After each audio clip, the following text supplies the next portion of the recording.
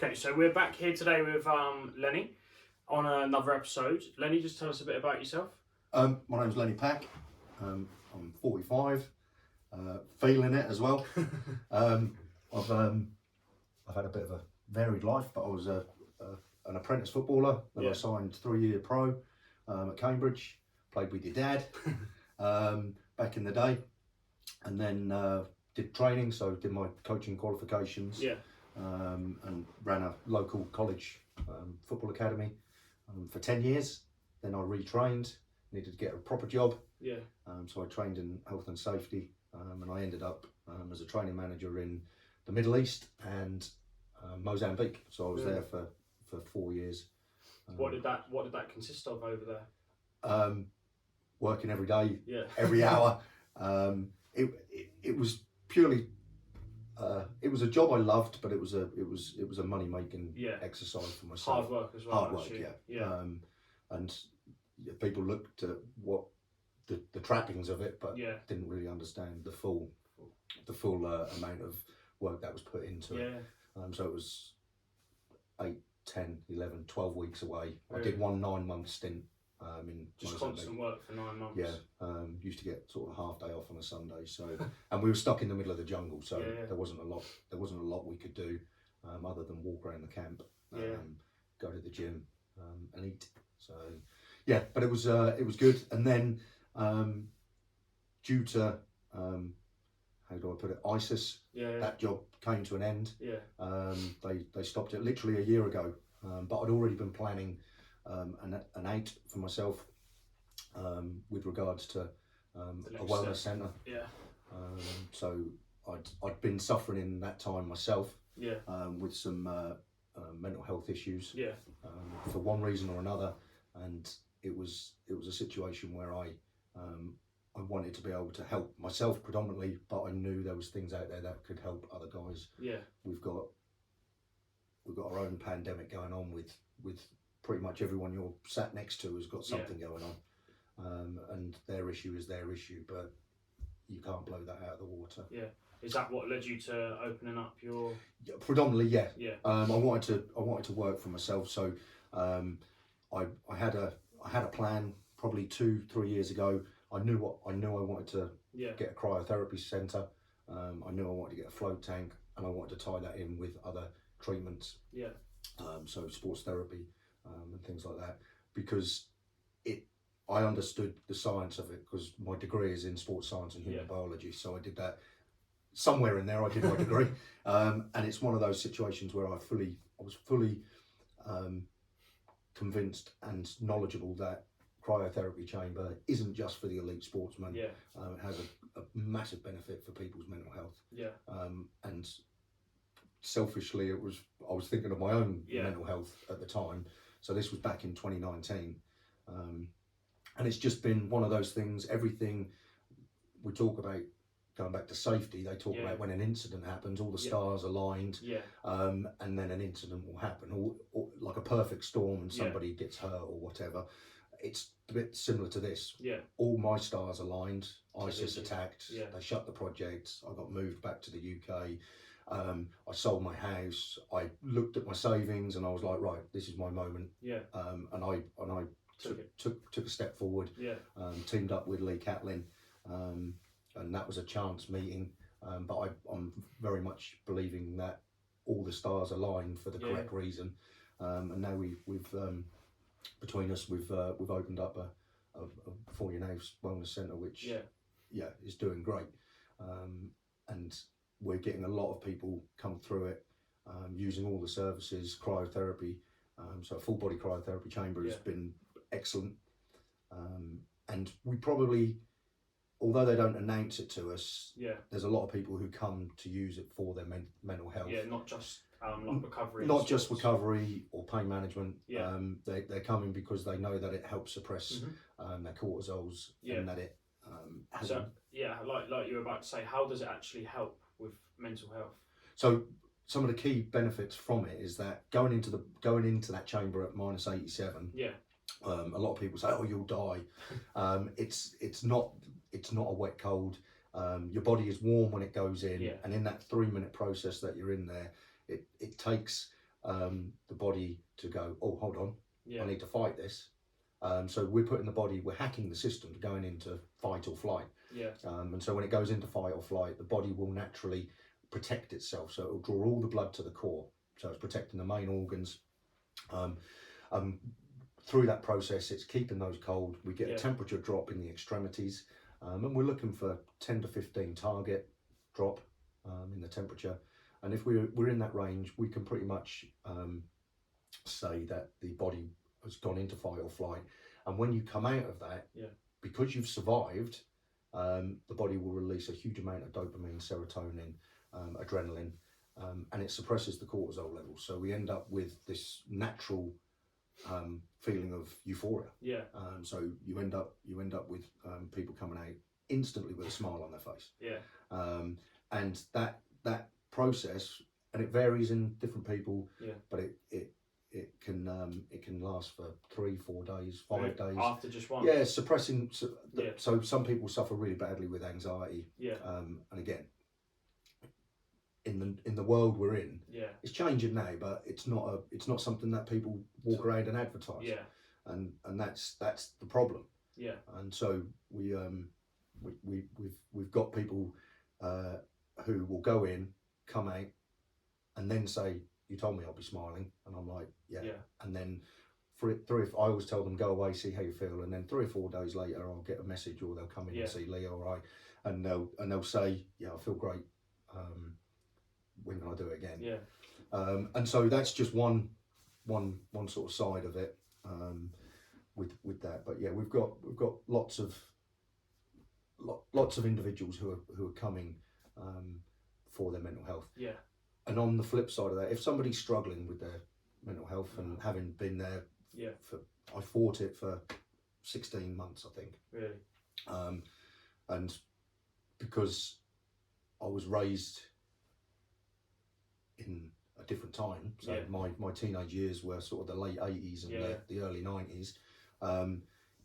It was always get on with it. Yeah, don't show any emotion. Don't show emotion. Yeah, just crack on. Chest up, chin out.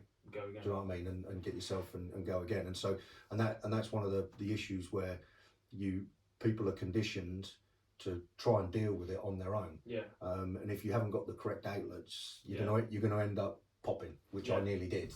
So you would recommend or like advise to people talk to someone? Oh, 100%. Yeah. But that's where people are conditioned to say, "Oh, I'm not sure." Mm-hmm. So I spent 18 months fighting with my own mental thoughts and everything that was going on. Outwardly, I was living like in a live disguise. Yeah. So I was. So no one knew. Nobody had a clue. Yeah. So working in those places I was working, was that when you were in Mozambique? Mozambique. Yeah. There's always a trigger. Yeah. There's always a trigger, and there was a trigger for me. But that trigger wasn't the be all. That wasn't everything that was causing my issue. Because I'd suppressed emotion, I'd suppressed issues and things like that for many, many years. One trigger, then everything starts. Yeah. And it developed into a problem where on a daily basis I felt like I'd lost control, and I was then trying to control all these things that were popping up. Yeah. Plus trying to run a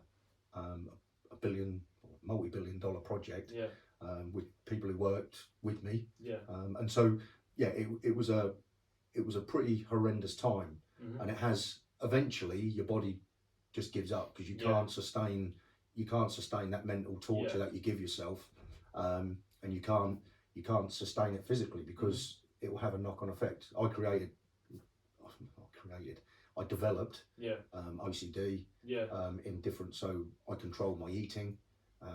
Was that all from like one of the side effects, would you say? I think so. I think because I became so adamant that I didn't want to lose control.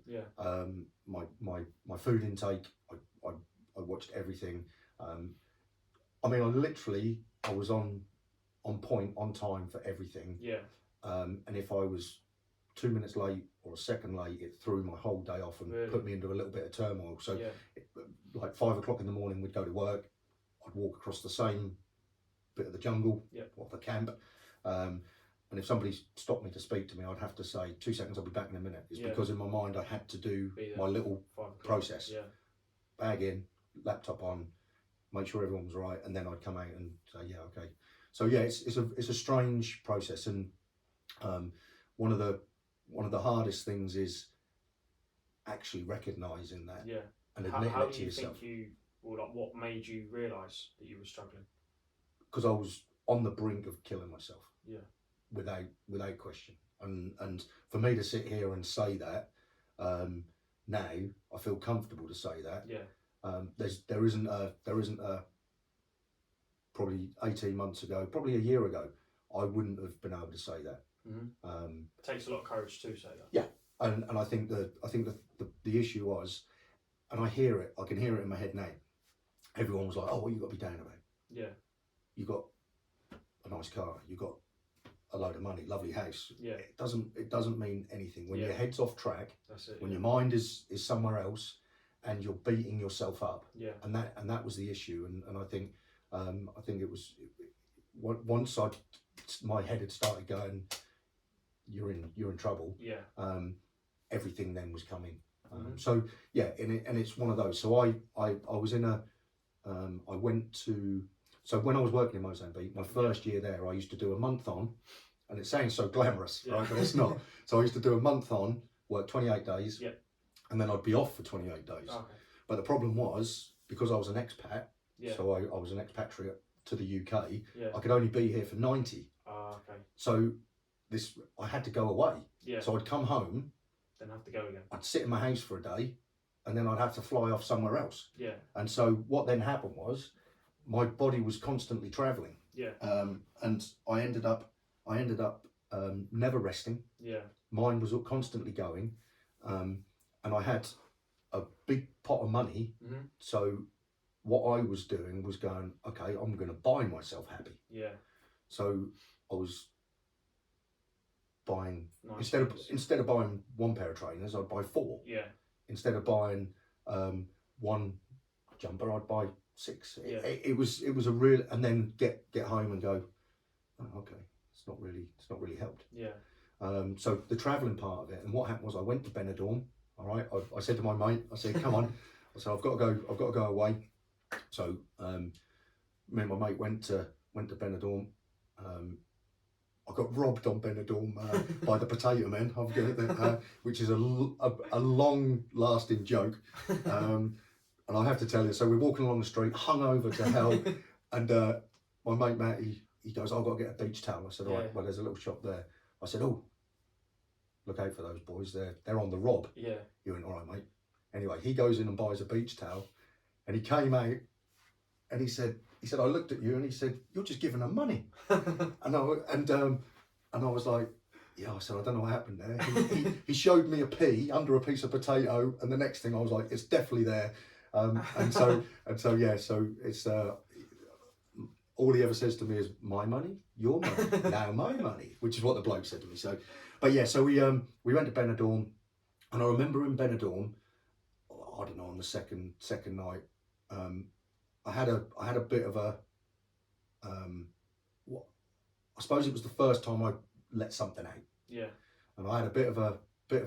To your mate. Yeah. Yeah. We were sat having a beer, and it just sort of came out, a few tears, and it was a bit of a sort of oh bloody hell, what's that? I let my guard down. Yeah. And then what happened was, we ended up coming home. I think it was the Sunday we came home. Yeah. And it was at that point, alcohol is not the answer. Yeah. When you are feeling bad, whether it's anxiety, depression, suicidal thoughts, that is not the answer. And it numbs the pain for a millisecond. And so then what happened was, I got home. It was about 10 o'clock at night. Went to bed. I didn't get up for 5 days. Really? And it was that sort of bad. My next door neighbours at the time, lovely couple, rung me up. They knew I was there, but they hadn't even seen the curtains move. And so they rung me up. Lenny, everything all right? Can we get you anything? I said, oh no. And I, again, lied. Covered it up. I said, I'm sorry. I said, I've been to Spain. I've got an upset system. I said, I'm okay. And so then what happened was, the next morning I sort of got out of bed, and you don't really sleep. It was really weird. Yeah. I was sort of drifting in and out of sleep for the 5 days, and I got up, and on that specific day, my head was going, today's the day. I'm going, and I'd had thoughts, where am I going to do it? What am I going to do? But I'd always been pulling myself back. And thankfully, I mean, my nan and granddad, living legends, still alive. Yeah. I couldn't do it, and I was in that scenario. I was a coward. Yeah. How I look at it, and it was because I didn't want to cause my nan and granddad any grief, any pain, and stuff like that. So anyway, I got up, but I was still focused on it. Got my clean pair of pants and socks. Yeah. Because my nan had always said, if you go to hospital, make sure you got clean pants on. And yeah, I was on. My head had gone. I was done. And I just happened to, as I came through my spare bedroom, I found a notebook. And I don't know what it was. No idea. I picked the notebook up, went downstairs. And I made a coffee, first thing I'd had for sort of 5 days. Yeah. And then I wrote 6 lines. And when I wrote 6 lines, I sort of, regardless of what it said, my body was like, where the hell does that come from? Yeah. And then I wrote solidly from morning till night for 9 days. And I nipped out, I did bits and pieces. But everything just started coming out, and it was focused in one area to start with, but then everything just came out. Yeah. And so I then suddenly had this book, yeah, or should I say notebook, full of all my thoughts, thinking, bloody hell, I'm crazy. I thought I was crazy, but I'd lasted 9 days longer than I thought I was going to last. So I know it sounds really mad. And yeah, so that process of me actually starting to get out what I needed to actually saved my life. Yeah. Because yeah, I was 100% on a crash course. And so I wrote, and then the amount I'd written, I needed to know whether I was nuts, because I was worried, because at that time I was being sent to Milan, so I was working with work. Yeah, with work. I had to go and do a spell in Milan, and so I read it to a couple of my friends. Yeah. And they were like, because they didn't have any idea. Yeah. And one of them said something to me which still sticks with me today, and that's one thing. I still have the book, the original. He said, well, you ain't got to worry about those thoughts now, because you know where they are. Yeah. They're in that book, wherever you put it, in your bag, your car, you're safe, whatever it is. And that was really, really good. And that, the day before I went to Milan, was the first time I took a personal step into a counsellor's office. Really? Yeah. I'd been, like I say, and this is nothing against my nan and granddad, who raised me. I was raised very antiquated. Oh, okay. Both born in the 30s, yeah, 30s and late 30s. Kids through the war, very, very hard. Worked hard, have worked hard all their life, and it was one of those things where it was just, yeah, get on with it, let's go. Yep. And so. You don't want to go to counsellors, and it's just it was a natural thing in those days, just for people in general. Yeah. What the hell do you want to go to a counsellor for? So I rung this counsellor up. She made the easiest 120 quid, because I booked a double session and said, I just need to read you something. Yeah. So I read her what I'd written. The book. Yeah. But it wasn't completed then, because I didn't realise, and I said, I just need you to know that, I just need you to let me know whether you think I'm crazy or not. And the bit that scared me, and I was like, oh, bloody hell. she said, if I think you're a danger to yourself, I'll have to get you sectioned. Yeah. Today. I was like, huh? Yeah. So it was a bit of a. I was like, what, you can do that? Yeah. It was like I say, it was a totally new concept to me. Yeah. So she sat there for 2 hours. I read through what I'd written, and she had to stop me because my time had run out. I still had a bit to go, and I said, look, I just need to. Am I nuts? And she was like, no, you're not nuts. She said, there's a lot you need to get through, and I was like, right, I'm going to Milan now for 4 months. Do you know what I mean? So I just needed her confirmation that I wasn't going crazy. And all the time going through this journey, I was helping other people. Yeah. I knew people were struggling. It's really weird. So I was having conversations with people and stuff like that. But I got to Milan and just went right off the rails. Really? Yeah, horrendously. I was working a 9 to 5 in the office, very isolated. I've got hotel points for like Crane Plaza, IHG. I've got more points than I'm like a platinum gold member. But the thing is, it was because I was there I was stuck in the hotel, on my own, and I was fine between 9 and 5. Every now and again, my mind would drift off. But yeah, it was a difficult time, and then the book. I didn't write it as a book, I wrote it, but the poem, it just flew. And every minute I wasn't at work or drinking, I was writing. Really? Yeah. And it was just coming out some really like deep stuff, some real, there's a bit of gobbledygook in there. But that's where my mind was. Yeah. So yeah, and it was a really sort of, I was pleased to leave Milan because something that I sort of, I even wrote in the poem is,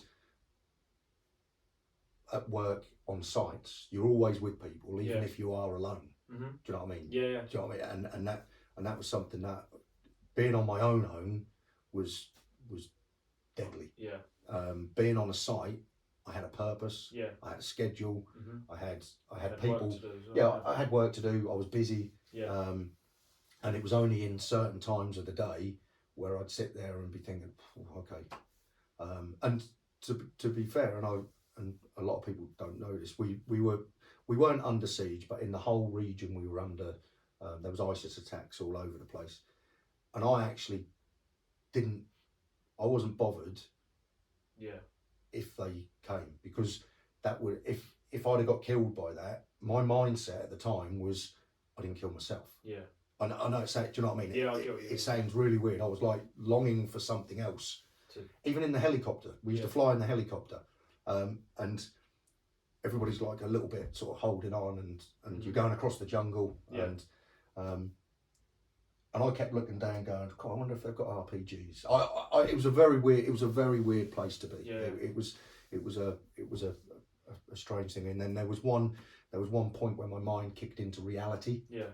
Where we were flying through these storms, and we hit like an air pocket, and the rear propeller sort of, it was like we did a drift. It's like we drifted. Yeah. And I remember looking out the side window and the tail was there. I was like, oh, okay, yeah. I was like, maybe I don't want to go down. Yeah. Do you know what I mean? It was a bit of a wake up call, but yeah. So there was a lot of bits and pieces there. So and that went on for a long time. So it kind of started in 2018. Yeah. And I pretty much, I kind of put that book or that thing to bed.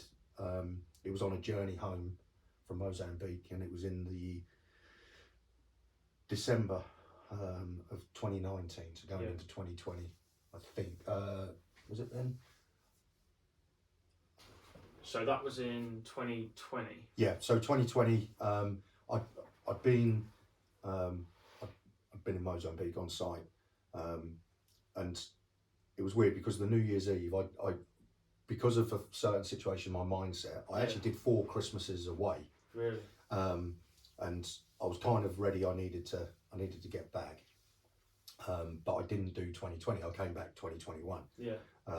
But what happened? I had a massive reality check.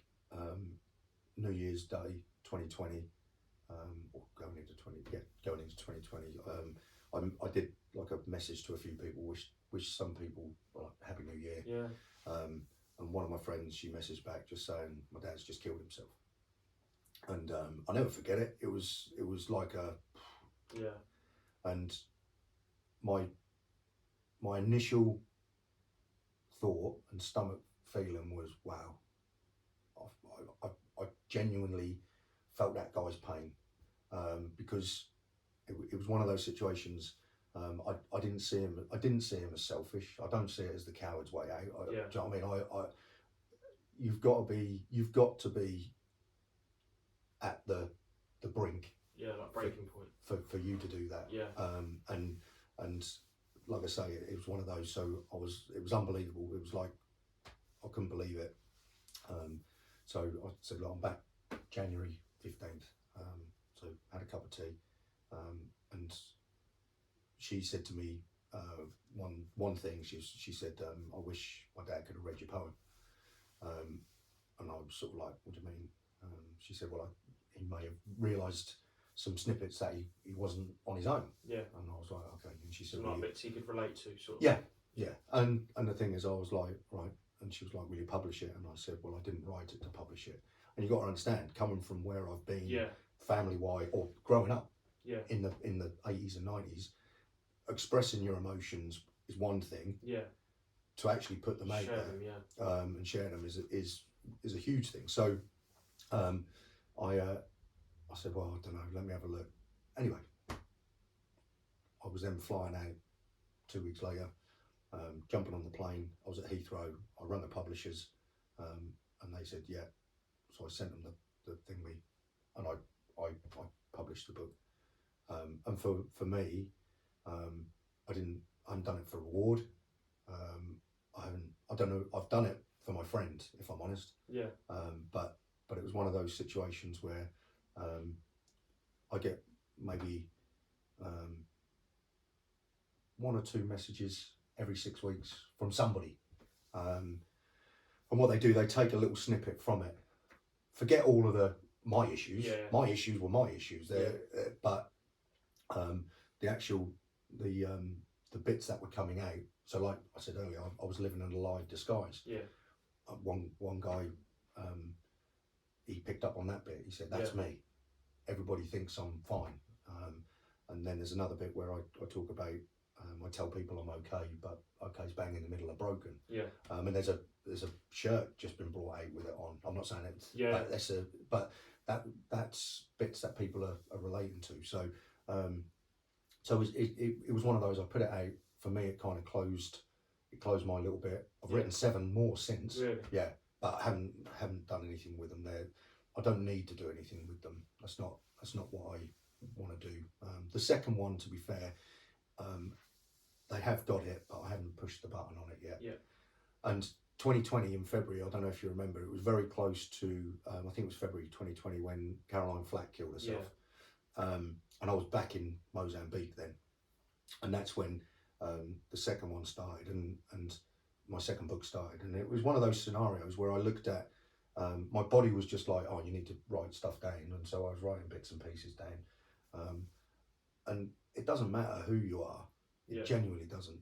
I mean, and I don't mean this, but that day I got my socks and pants and was going to go and do whatever I was going to do. I had more money in my bank than I'd ever had. It don't matter how much money you got. It don't matter who you are, how famous you are, what you do. Once you've got it, and your mind is in that process. Yeah. And I called in my little book. I called it depression, anxiety, and suicide. They come as a crew. Yeah. It's a constant cycle. Yeah. And your anxious feelings will then increase your depression. Your thoughts then get increased as well. And speaking about it, even thinking it, and this is even thinking those things, it's a tabooed subject. Do you know what I mean? And so I was kind of in that sort of fight. But when Caroline flat killed herself, I was in Mozambique, and then you look back. There's so many lives wasted because of an inability to talk. But if you look at all of them, they had that ability to be alive and disguise everything that else was going on. So yeah, I mean it's one of those areas that I think if somebody is struggling with it, they will have a group of friends or somebody they know that they can go and mention it to. And I think if you mention it to them, you're not going to get the reaction that you thought straight away. Now I tried to speak to 3 or 4 people, and it's not their fault. But I got the usual. Oh, come on, pull yourself together, you'll be right. Which isn't what you need to hear, because that doesn't help you fix the problem. So I think it's trying to break that cycle of the thought process, but also changing your habits. Because there was, if you don't have a schedule, and if you don't have something to focus on, and you've just got your head, and you've just got your thoughts, you're going to dig yourself deeper and deeper until you get to that breaking point, and then you'll make a silly error. You'll get drunk, you'll do something stupid, get drunk, and then make a really massive mistake. And so I think that's one of those. I always say to people, even in our business now, I've had a few people come in, and once they relax, because it's very quiet in there, they'll start talking, and I always say to them, listen, forget cryo, float. If ever you need a chat, just come in and I'm here. Kettle's on. Don't bottle it up, and if I can help someone, I will. And that's one of the things that I want people to know. If they need a chat, let's have a chat, and do that. But yeah, bottling it up is horrendous, and we're all governed by our upbringing, our families, how we were brought up. We're governed by the media. We're governed by life in general. And there's a lot of inspirational quotes and stuff that keep firing through Instagram and things, and the algorithms and things. So if you're searching things, that will keep throwing you these things, and some of them don't help. Some of them do, and some things will say, right, that's what you need to do. Jump on that. Let's go and sort your head out. But yeah, you've got to get yourself out of that cycle. So for me, when I developed, yes, I had OCD with regards to eating, timings, but what I had to do was then focus on me. So I started to look at actually exercising. So although I used to be fit as a fiddle, when I was in Mozambique, I couldn't run 200 meters without pulling a muscle. so I was like, I needed to start focusing. So walking, exercise, release some endorphins, get the mind going, get the blood pumping. Otherwise, if you just sit and stagnate in your own thoughts and your own deoxygenated blood, you're gonna have a problem. Do you know what I mean? So yeah, I think people taking that first step and saying, right, I'm going for a walk, makes a huge difference. Oh, massive. Especially even when I love it when the weather's cold. I love it when the weather's hot. It's just being outside. It's I'm like a Labrador, I think. but yeah, it's one of those things. Just going out and I used to do it last summer. Couple of friends of mine, again, not openly, but I think needed a bit of help. So I used to go walking twice a week with them, and we'd just chew the fat and talk away and get the blood pumping and be out in the world. And then once you start to get that process moving, and you can sort of focus on something. Talking to a professional is massive. The best thing to do. Talking to someone to start with to break that cycle. Barrier, but talking to someone professional, they should be subjective.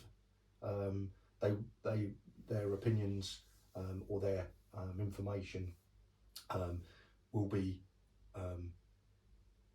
will be their own. Yeah. And it's whether you're receptive to hear it. And I always say, had a few friends, if you, and people always talk about making lists, and I used to hate lists. I've done one list. Yeah. And I did it probably 15 months ago. And I wrote all the things that were annoying me or causing me torment. 1, 2, 3, 4, 5, whatever it was. And you start at the bottom. Can you influence that? Can you change it? Can you do anything with it? No, I can't. Right, it doesn't matter. Cross it off then. And once you might actually end up with one thing. Yeah. And once you process it and say, yeah, I cannot change that. And a lot of people worry about what people think about them or whatever. Who cares? Yeah. That's up to them. That's their issue. Yeah. If people haven't got if they don't like you, well, yeah, you can't be liked by everyone. Do you know what I mean? So, and so it's one of those, and working through, and then it turned out I only had like a couple of things that I needed to deal with. Yeah. And yeah, I mean, I went to the counsellor. We went through I didn't do any cognitive behaviour stuff. I just literally went there and spoke. And it's surprising where you can go. Yeah. And how far back and how deep and how strange some of the conversations can go. But they're all little bits that are having an influence on how you're feeling now. Yeah. So going and dealing with that is a huge step. And a lot of people feel embarrassed and ashamed to say that they've been to see a counsellor, when I think the opposite. It's part of your well-being. Yeah. Your mind is your body. It's what controls you. You've got more people going to the gym nowadays than ever. Yeah. Do you know what I mean? You go to any gym in Ipswich. Yeah. It's packed. Yeah. People are working hard at looking after their muscles, their physique. But people don't work hard on their mind. Yeah. They don't work hard on their mental health, and that's one of the massive areas. Because if your mind breaks, your body then breaks. Yeah. And so I think people need to take a step back and just assess themselves. Those little anxious thoughts, those if they're having thoughts of, oh, I don't want to be here. Yeah. Even if it's a fleeting thought, there's a little issue there somewhere. Yeah. Do you know what I mean? Mm-hmm. And it's one of those, people have just got to have a look, be honest with themselves, and go and talk to somebody. I'm sure you've got a friend you could go and speak to if you had to. Yeah. Yeah. And you know that. Everybody knows that. I'm lucky. I've got 3 or 4 friends who, if I had to, I could go and speak to. Yeah. And if somebody is insulated so much that they don't think they've got anyone they can talk to, there's professional bodies, Samaritans. They're on the phone. Do you know what I mean? There's a lot of areas that people can speak to, but you're not always in that mindset to pick the phone up and tell someone how you feel. So yeah, it's one of those. But I think mental health and people exercising their mental health and working it. Yeah. It needs to be understood more. Yeah. It needs to be promoted more. And you'll be surprised how many people actually suffer. Oh, yeah. Unbelievable. And it doesn't matter, I don't think, whether they're 90 years old, a toddler, or a young kid, someone 7 or 8 years at school. Everybody's gone through a tough time in the last 2 years with the pandemic and things like that, and all of these things that we're told we can't do. You can't do this, you can't do that. Will have an effect on people's mindset. Yeah. And even the most positive people will have a chink somewhere, and you'll normally find it's the people who are the big characters. Yeah. They're holding something. And I'm not saying people go and say, what do you want to tell me? Yeah. But sometimes it's good just to say everything all right. Yeah. And the problem is, if like me, I'd always go, everything's all right. And think but got to look at it and focus on your own mental well-being. So like I say, what I do now, and one thing is depression doesn't go. Yeah. Do you know what I mean? And this is the bit. Oh, you beat depression or you beat anxiety. It doesn't go. You just learn to know where it is, manage it. And what I mean is, it's not like sat on my shoulder ready to pack it. I know what hell I went through for 18 months. So it's just knowing and not slipping back into any of those habits that were created back then that would start bringing those thoughts back. But yeah, it's a difficult situation. So, but we do what we do, don't we? Yeah. Well, thank you for coming on, Lenny. No, it's mate. If you have any questions or anything, just question down below, and we'll see you next time.